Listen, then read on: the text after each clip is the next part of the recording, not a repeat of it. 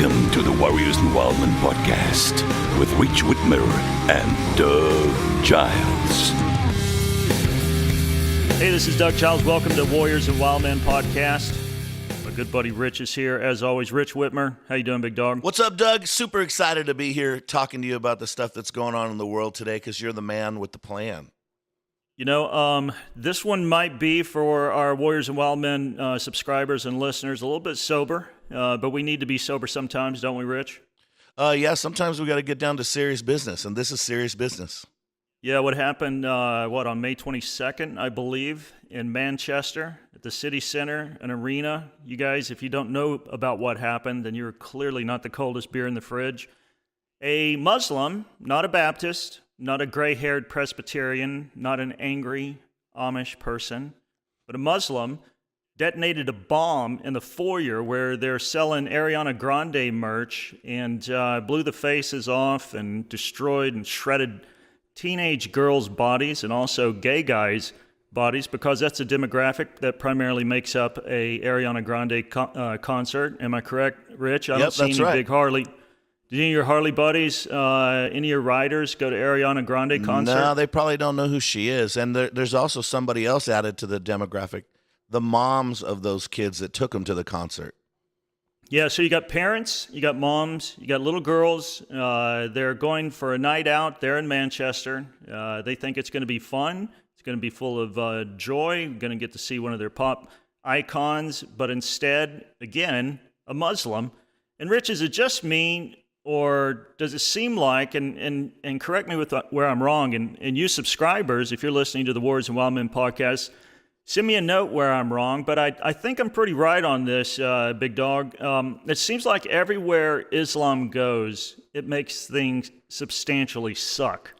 Yeah, it wouldn't really be a religion of building things up. And definitely when we look at terrorism, Islamic extremists, jihadists, which we'll talk about the difference between them and what would be considered a moderate Muslim and the problem with that whole thing.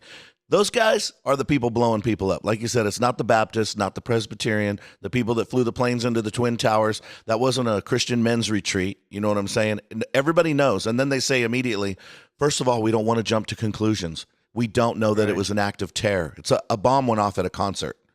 And then we don't want to jump to conclusions. We don't want to say that it's Islamic extremism. And guess what? It was terrorism. Surprise, surprise. The guy was the son of refugees, and he had just gotten back from a 3-week trip to Libya. I don't know if that's a red flag, Doug, but... Yeah, no, it was a huge red flag, and the frickin' UK quote-unquote authorities, they knew he was bouncing back and forth from Libya. They knew that this cat was radicalized. And they're like, oh, how do we know? There wasn't any signs that, he was going to go off. And I'm like, that's a bunch of bullshit. You saw the signs.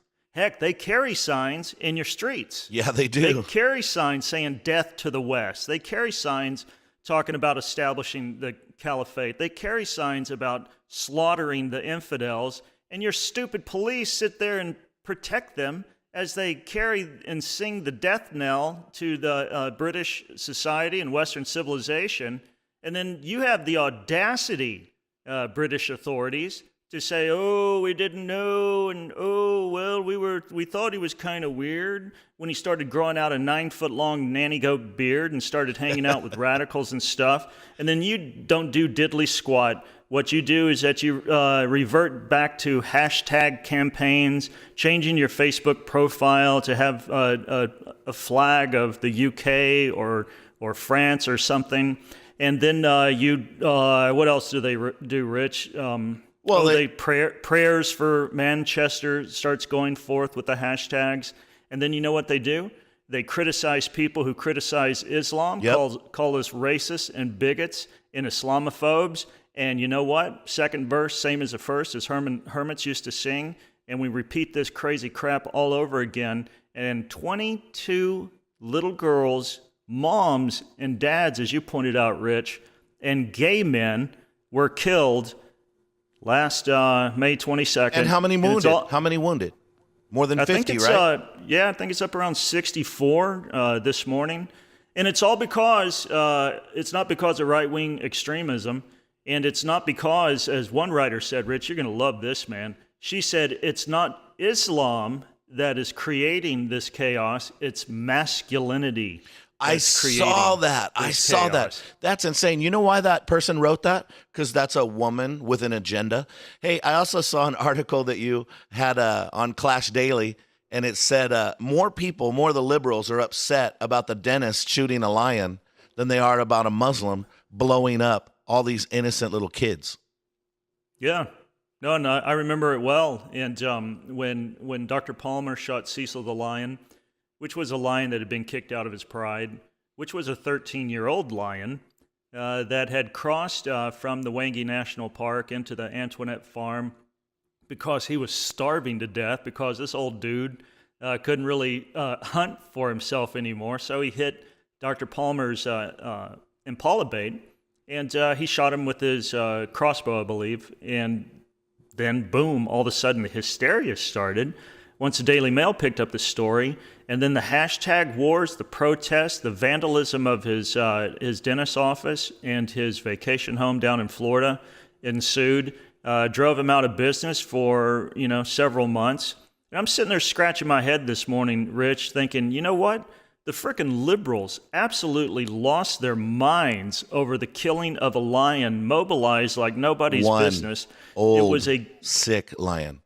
It was a global campaign to eradicate Dr. Palmer. It got lion hunting banned to where you can't import lions into the U.S., all because of one damn lion. And here, 22 little girls primarily were shredded to bits by a nail bomb. Children. And you can't get these mofos to start protesting. Why don't wait, they Doug, rock wait.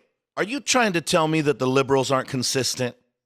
Are you trying to say that, come on, they surely care about the deaths of 22 little girls, right? They'd have to care. Somebody, if you don't care about somebody, oh, wait, but they blame the hunter, but here they don't blame the terrorist. No. Nope. And if it weren't Nobody was praying for Cecil. Rich, if it weren't for quadruple standards, the left would have no standards at all. That's right. And, again, lion killing bad. 22 people killed? It's not so bad. And don't you blame Islam about that, because, they're a religion of peace. And I'd like from there to do-si-do, Rich, if you don't mind, into this smack that I believe is deadly. I talk about pussification, wrote a whole book about it, the feminization of the American male. And you and I have had, in the last couple of years, great joy at the pussy's expense. But here in this sober podcast today, Warriors and Wild Men, I'd like to bring up that not only is pussification great fun for Rich and I to deride those of you who've chosen the path of the pussy, but it also, in its final analysis, like we saw in Manchester, as we saw in Nice and Paris, Belgium, all across Europe, I think they've had one every 9 days now last year, a terrorist attack. It can be, Rich, this thing called deadly. Yeah, if you don't stand up, and one of the things we talk about is being a protector. You have to have that mindset. And it's good to pray after a problem, but it's probably a lot better to do something about it before it starts. We need to take a stand. You know what? In the United States, we need to take a stand. And people say, well, we need to just let everybody do whatever they want and let everybody come. But if we lose our country, we can't help anybody else. And we need to be safe here. We need to be protected, which means we have to say, what are the demographics of the people that are probably going to blow us up? And we narrow it down to one religion. And then when we get to that religion, here's another thing. Let me throw this in there, Doug. It's not that as Christians, we're not personally against Muslims. We're talking, there's different realms here, because I know Christian people are probably struggling with this. We're supposed to love everybody. We want people to be saved.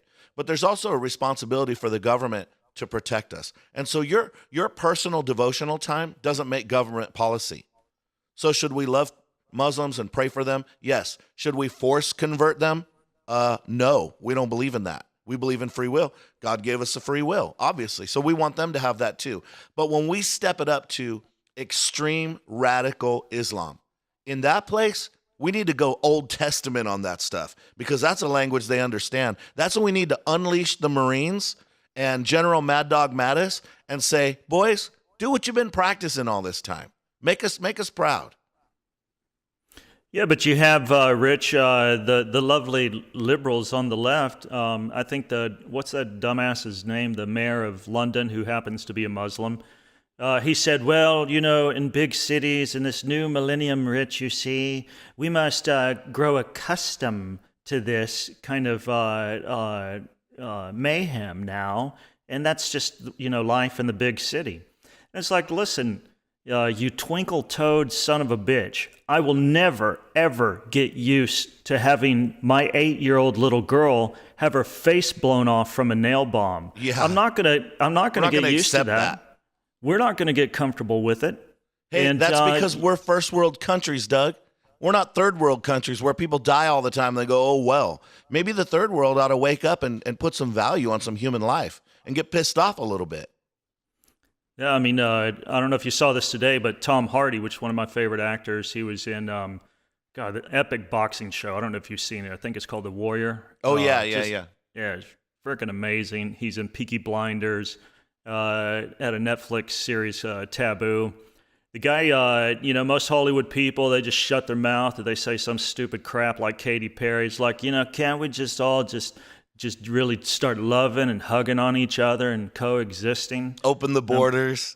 Yeah, and I'm thinking, oh yeah, that probably just scared the crap out of, Osama bin Laden's new step and fetch, al-Baghdadi. And I'm sure he's laying down his arms right now. Why don't you flash him your boobs also? And maybe that'll get him, really to settle down and stuff. But they peddle this kumbaya crap. But Tom Hardy said, you know what? What we just saw in Manchester was pure evil. He said it was barbarism at its worst. Yep. And a Hollywood actor stepping up with cojones, saying that kind of stuff in this milquetoast milieu, that's pretty ballsy, man. Not only did he do that, but he set it up a fund to help the British Red Cross. Yeah, I saw that. That's super cool. Yeah, take care of his families. In the meantime, Ariana Grande hadn't said jack shit about setting up a fund or condemning the terrorists, but she did temporarily suspended her concert tour. Bless her heart. Because she got scared. But she did, but she did, which I find kind of interesting, man. And I don't know if our listeners know this. She's pro-open borders.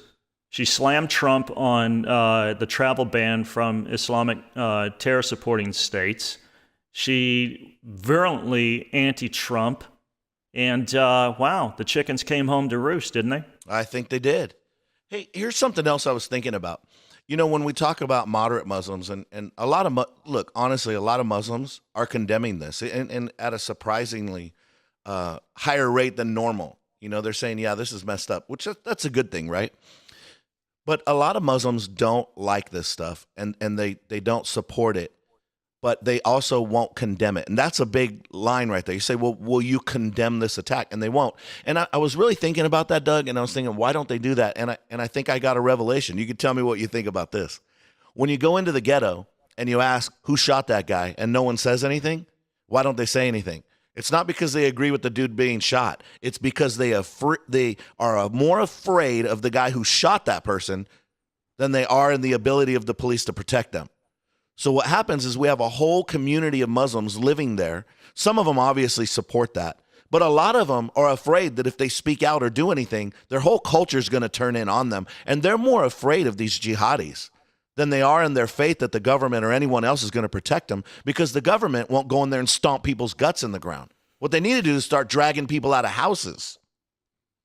Yeah, no, I agree. And I think we have the leader to do that from an American context. I think those who are Muslim and they do, wholeheartedly condemn this kind of contemptible, barbaric behavior that are living abroad and stuff. I think they need to know also that our commander-in-chief, at least, I don't know if their pussified commander-in-chief is going to do it, but we'll have their back to some extent. But, sometimes you got to do the right thing, whether it costs you your life or not. That's right. And so for these moderate Muslims, and I'd like to hear a little bit more of a ratcheted up cacophony coming from them. Absolutely. I scour the bowels of the internet every day. Yep. And, our news site, ClashDaily.com, is on this stuff like stink on a monkey.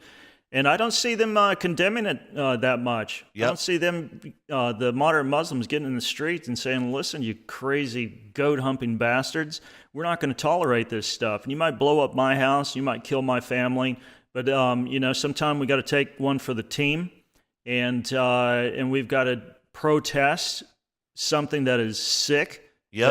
that is a blight and a scourge on the earth. And if you ever get over targets, you draw fire. So I think the moderate Muslims, if they really, really, really, really do hate this stuff, Rich, They should need do to get something a little about bit more it. vocal. Yep. I don't know who that bro is in Arizona. He's on Fox a lot, and he's Muslim.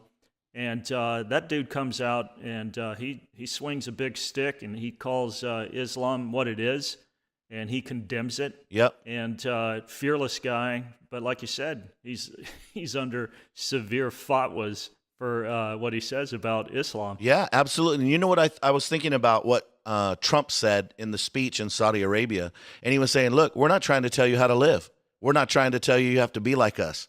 We want you to partner with us to stand against this stuff right here, that type of stuff." He was talking about terrorism. But the interesting thing about that is this: we don't have a problem if you want to be Muslim and you want to be radical and you want to do that in your country, in your country. But that's not the goal. See, they're moving into other countries, America, UK, different places, and France, obviously, come on. And they're moving in there and they're trying to take it over and make it like their countries. Well, your country sucks. You need to go back. But you look at places like Dubai, you're not seeing terrorism in Dubai. Why aren't they blowing stuff up there? Because people are getting paid. They will chop you up in little pieces and throw you in the ocean.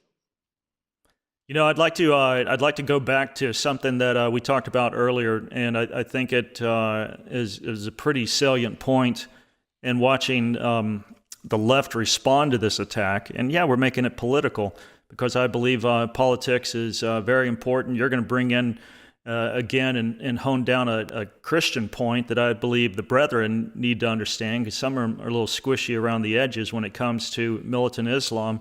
But first of all, before we go there, man, I want to point out to the liberals that this group that you protect, i.e. Islam, killed little girls and gays. They're not rowdy bikers going to Ariana's concert. It's not me and Rich, the rednecks, going to Ariana concert. It's little girls and homosexual men. That's her demographic. That's her makeup. Now, you have a Muslim man, Islamist, radicalized, that goes into that in the foyer and lights that place up, killing 22, wounding 60 plus. And Rich, you'd think that people who purport to protect and champion women and homosexual rights would give a shit about women and homosexuals not being blown to smithereens by Muslims. However, they oppose the travel ban. They call anybody who profiles the obvious perpetrator of these crimes Islamophobes. Yep. And yet these people are the very ones that kill the left's quote-unquote constituency base that they love and cherish over. I think it's crap. I think they need to be called on it. Their PC positioning with radical Islam is having their female and homosexual-based killed. And if I was a woman, if I was a homosexual man, Rich, I'm not, but I do love Kate Hudson movies. I would switch teams because the left doesn't give a crap about me. And it comes down to real foot on the ground protection. And let me flip it to the spiritual side on that. People say Islam is the fastest growing religion in the world. That's only because of birth rate. That has nothing to do with conversion. Christianity is by far the quickest, the strongest, the biggest movement in the world. It's people are converting at a faster rate than any other religion. Christianity is kicking butt all over the world. You know why? Because it's awesome, because it's true, and because it offers you forgiveness and peace. It offers you healing. It offers you heaven. But you know what? Islam offers you garbage. It offers you persecution and oppression. But let's think about this. Why is the left like that, Doug? Why do they repeatedly, regardless of being contradictory to everything they ever say, they can't be consistent. They always say, this is right, this is wrong, and then they'll flip it in 1 second. You know why? In one verse. In the last days, they will call good evil and evil good. Anytime anything's on the right side of what's right and what's biblical, they will be against it. They will flip and change and do whatever they have to do to call good evil and evil good. They do it all day long. So when we look at Islam from a different perspective, look at it from a Christian perspective. One of the problems is we have a breakdown of authority in America, and not just America, in the world. Rebellion obviously is natural. Nobody has to teach it. But God established 4 areas of authority in the world. One, you have governmental authority. The government has its own authority. The second thing is you have your work authority. You know, you work for someone. That's your boss. That's an authority that God has established. You have family authority. And I know everybody's going to love this, but God has made the man the head of the family. Whether he abdicates that role or not, it doesn't take away his responsibility. And then number 4 is spiritual authority. And the problem is that we think that we have a right in different areas. Like, for instance, I'm a pastor, so I don't have governmental authority. I don't make decisions for the nation. Now, my job is the soul and the conscience and the spirit of a nation. That's my job. That's what I do. But you know what? I don't get to make decisions for government. So let's break it down like this and make it super simple. Some Christian somewhere saying, turn the other cheek. You know, Jesus said, turn the other cheek. That's a personal mandate. That's Jesus telling you how to respond to a personal attack. Someone attacking you personally in your life, you should turn the other cheek. It's not worth it. It's a waste of time. That does not make government policy. That's not a policy for the United States to say, oh, Pearl Harbor, we're going to turn the other cheek. So your personal devotion time doesn't make governmental policy. It's like in 10 Commandments, you shall not murder. Okay, but the Bible supports capital punishment. Murder is a personal offense. It's when you're murdering somebody, you're killing somebody with personal revenge. The government has capital punishment in place, like the Bible says, to protect us from crazy people that don't have a normal conscience, that you don't go out and freaking kill people. Like in Manchester, you go blow up little girls. Who the hell goes and blows up little girls and think they're going to heaven?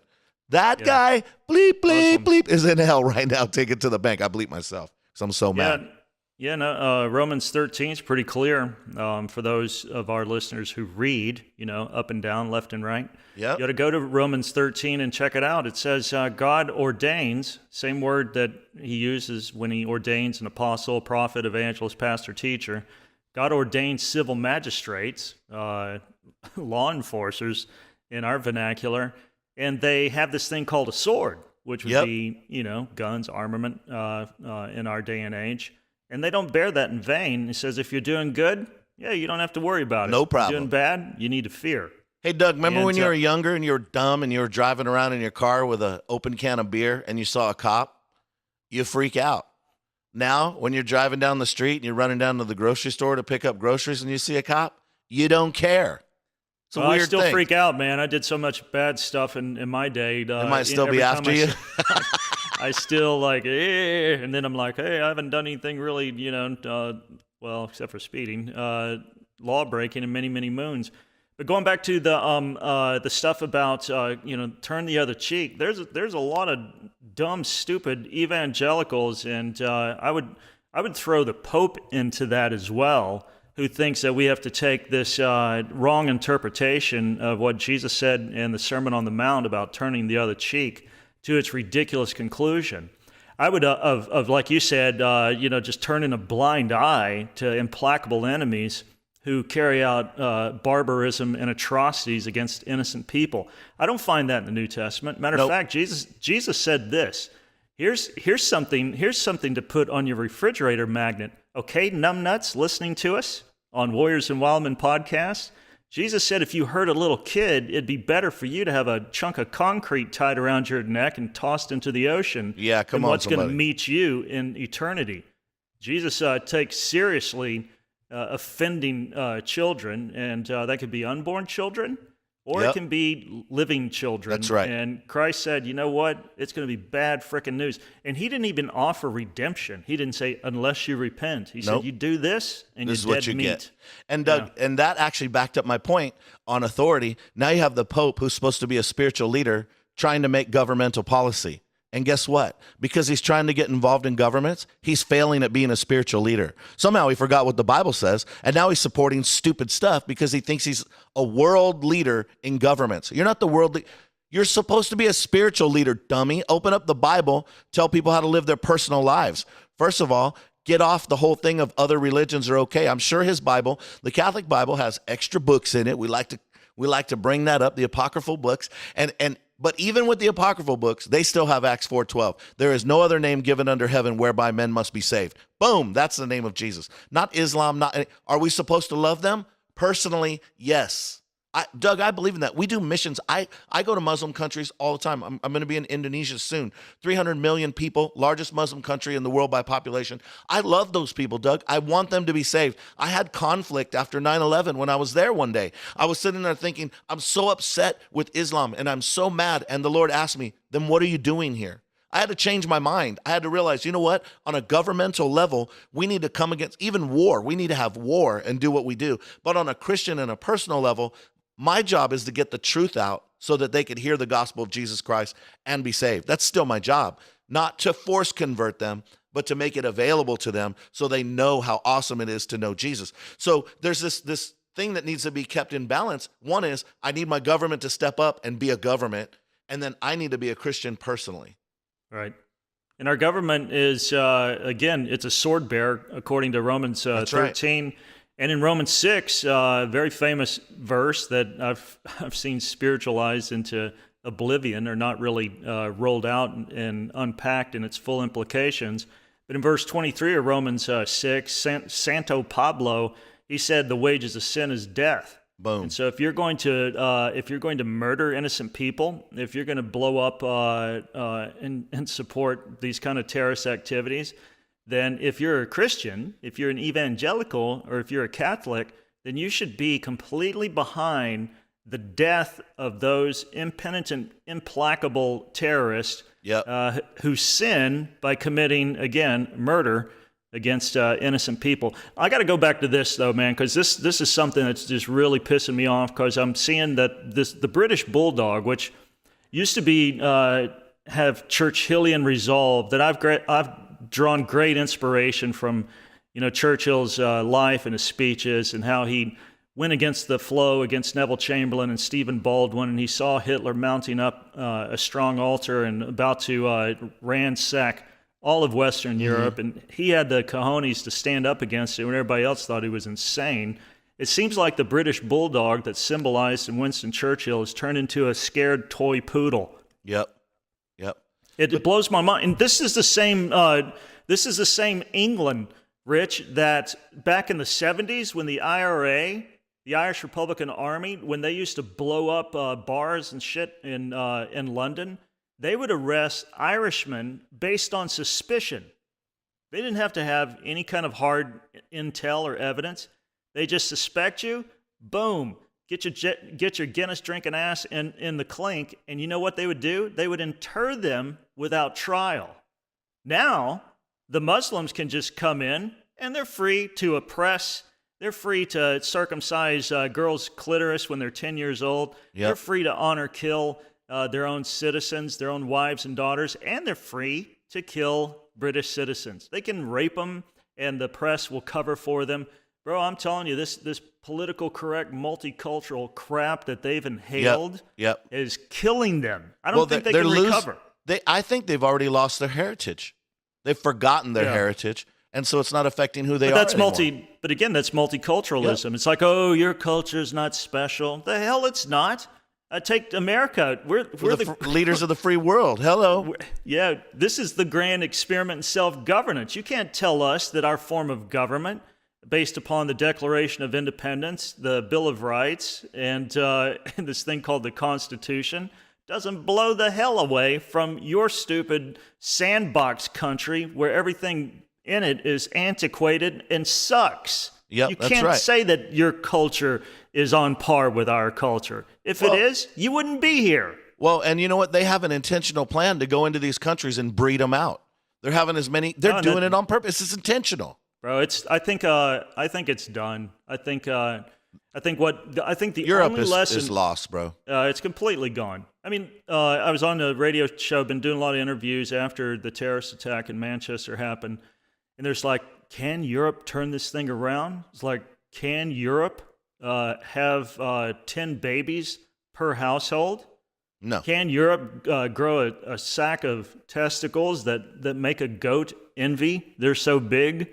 I don't think so, man. No, Rich, it's not going to happen. So. It's not going to happen. You know what? We've had our terrorist attacks here, and the liberals support it, and they don't go out and support it, but they're not condemning it. They're not condemning radical Islam. But you know what? If that stuff starts happening more and more here in America, you're going to see people say, that's a big negative. It's not going to happen. You know what I mean? Like, you're not going to see that stuff happening in Texas. Like what happened when that guy tried to go to the Muhammad cartoon competition and two guys come up with body armor and AK-47s, and they get taken out by one off-duty sheriff's or police officer with a pistol. You cannot beat a rifle with a pistol. You definitely can't beat two people with automatic rifles in body armor against one guy with a pistol unless you're in Texas. Come on, somebody. Yeah. Boom, boom, boom. Terrorist dead. I just watched Boondock Saints the other day, and they said, and if you want to break these laws that should be common to all men,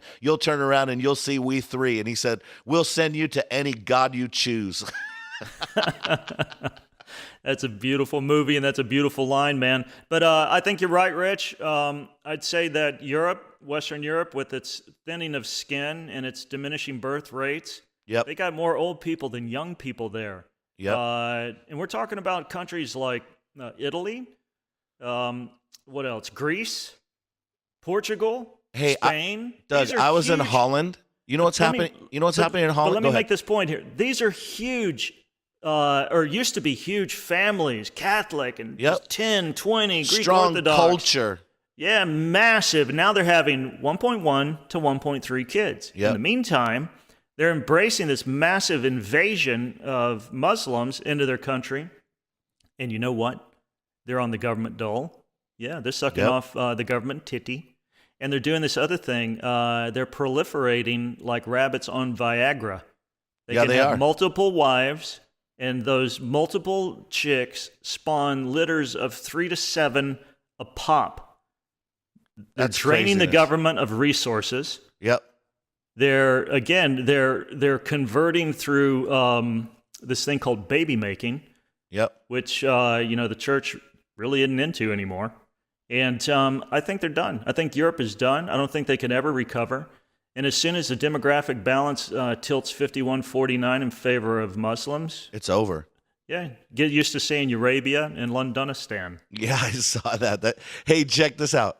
When I was in Holland, they have a problem that the Muslims, this is going to blow your mind. They're targeting churches that are losing their parishioners and small bodies and congregations, and they're buying historic churches, taking the crosses off the top and installing domes and intentionally turning historic churches into mosques. Tell me that doesn't get your blood to boil. Well, here's something that the Christians are really daft over, really clueless, because we've been sold all this rapture bullshit. Well, Jesus, this is just the end of the world. This is what we're going to get raptured out of. That's just bad theology, baby. Yeah, what if you don't get raptured out of this? What if you're around for, say, 100 years? Or what if you're around, or what if the Earth's around for like 1,000 or 10,000 or 30,000 more years? I think history will look back on you, the stupid Christian, who thought Jesus was going to extricate him from this mess that we have currently brewing, and see you as somebody who is myopic and lacked vision and multi-generational type influence. In the meantime, Muammar Gaddafi said this. He said, you know what? We will take over Western civilization without firing a shot. We will infiltrate. We'll have babies. We'll establish mosques. While you guys are putting up prefab metal buildings and waiting for the rapture and focusing on your own personal prosperity and not having babies and not being aggressive about evangelism, we're going to take you from the inside out, Chi-Chi. That's how it works. That's what's happening right now. It's disgusting. It's disgusting. And, to go back to the other point, too, personally, like I know people that are Muslims. I've met people that were Muslims. I've been scuba diving with a guide that I had that took me all week. My life depended on this dude, literally, not even exaggerating, was a Muslim. And you know what? He's just a guy who was raised on an island in Indonesia. He's a cultural Muslim. I started talking to him. I said, so you're a Muslim? I said, are you married? He says, no, it's complicated. I said, why? He said, because my girlfriend's a Christian and my family will disown me. And so I don't know. So you have guys like that. Here's a guy on a dive boat young guy just trying to make a living. He's not out there trying to blow anybody up. You know what? That guy keeps getting exposed to Christianity. He's going to change teams, Doug. He's going to change teams. You know why? Because Christianity is better. You want to know why when you look at the list of Nobel Prizes, the list is filled with Jews and Christians. Did you know that? It's insane. Like the Jewish population of the world is 0.01%. Look at the Muslim population of the world. And the Jews dominate the Nobel Prizes, science, medicine, all these different things. And you know what? There's like literally 3 Muslims on the whole list. And I was thinking about it, and I was thinking, is it because Jews are smarter than everybody? This is not going to be politically correct. Yeah, they are. But that's a whole different topic. But check this out. You know why I think that is? Because Jews and Christians are focused on creating, discovering, inventing. Islam is focused on destruction. You cannot invent, you cannot discover if you're focused on blowing people up. The goal isn't a better suicide vest. The goal is a cure for cancer. The goal isn't let's figure out a way to breed everybody out and make everybody wear the hijab, you know. The goal is, how about free will? How about treat people like people? You know what, Doug? Mormons, they're not saved. Let me throw that out there. But Mormons make a lot better neighbors than Muslims. You know what I'm saying? They're not going to blow you up. They're going to have a room full of guns and food in case it all goes down. I don't store stuff because I have a map of where the Mormons live because I'm going to go get my stuff for free. But anyway, that's a whole different topic as well. But you know what? They're trying to blow people up. Yeah. I'm not defending that. Here's my stance with people who believe whatever. First of all, I don't care what you believe. I really don't. You can believe whatever. You can believe in the 3 main branches of faith: Islam, Judaism, or Christianity. Knock yourself out. That's your business. Don't expect me to pay for it. If I think there's certain aspects of what you believe that are crap, don't expect me not to ridicule it and goad you a little bit.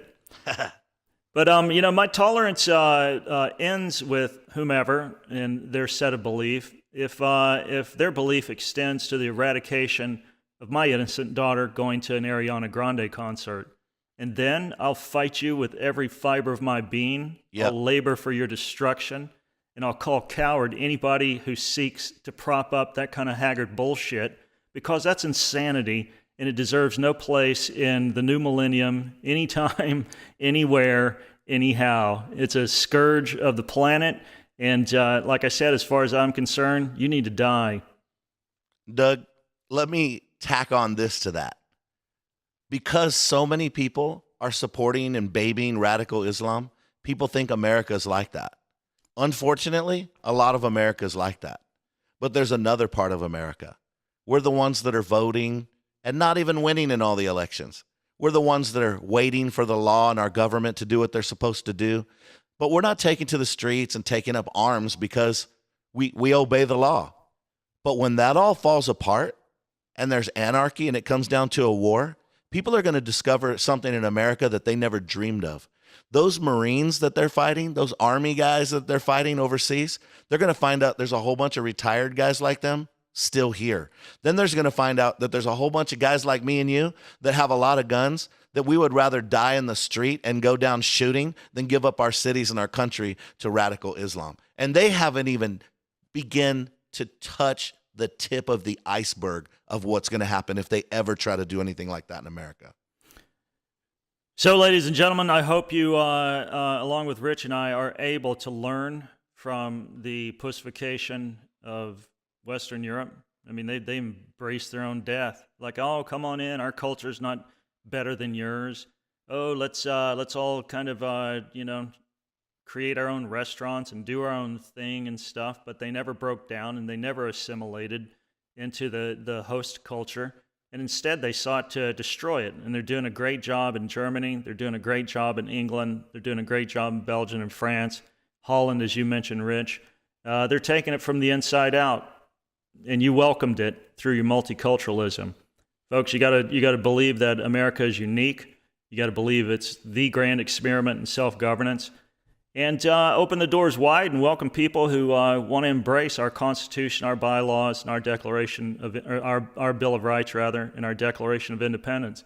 And if they don't, take your stupid flag and your stupid beliefs and your stupid family and go back to Suckistan because you're not welcome here, right? Yeah. Hey, Doug, I believe in converting Muslims. Like I said, by choice, not by force. And I'd rather fly on a plane and go do it. I don't want to do it here. Come on, somebody. Yeah. So, folks, that's it. You've been listening to Rich Whitmer and myself. Say goodbye, Rich. Goodbye, Rich. Thanks, Doug, for being radical, like always. Radical with your words, radical attacking this thing for what it is, man. We got to go out and tell the truth. A lot of people aren't. That's what I like about you, Doug. You come out and say the truth. You call it what it is. You call a spade. Right's right, wrong's wrong. Doug Giles. Buddy, I try, Rich, and thank you for the accolades. Folks, we're launching this Warriors and Wild Men podcast, as you have just heard. And, yeah, we're not playing games. Hey, thank you for listening to Warriors and Wild Men podcast. Rich Whitmer and I have had fun. Hopefully you've enjoyed and been informed by our shtick. If you want more, follow us on Facebook. And, yeah, we should have a website up here pretty quick. But for now, enjoy this little McNugget of Warriors and Wild Men with Doug Giles and my buddy Rich Whitmer. Thank you for listening to Warriors and Wildmen with our hosts Rich Whitmer and Doug Giles. For more 411, subscribe to our podcast. Follow us on Facebook, Twitter, and Instagram. Also, check out our website at warriorsandwildmen.com. Now, go forth and kick some ass. The Warriors and Wildmen podcast. When you finally get serious, we'll be here. No, seriously.